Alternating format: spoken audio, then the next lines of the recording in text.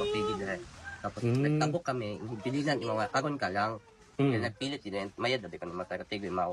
Nagtabok ka mo sa suba, Oo. sa suba. Ito, kami daywa. sa piyak nga Daywa kami. may gapo kabi man na, may bagas.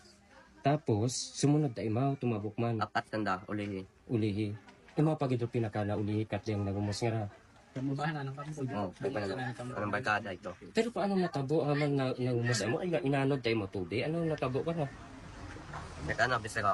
Doon uli, sanday gusto na po sa may dadasan, sa may pulo. Ay, Lumalabas po sa pahayag nitong mga kaibigan na patawid sila sa kabilang side ng ilog nang mangyari na inanod itong biktima. Sinubukan pangaraw nilang iligtas pero hindi raw nila ito nagawa.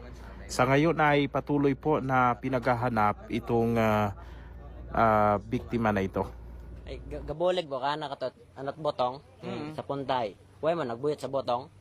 Tapos ay biglem mga nadoga ging atunan kay may wagon mao. Oh, Aging inosay namon. oo. Ano anong pangalan? Juros. Si Juros. Okay, medyo tignan natin natapos pa yung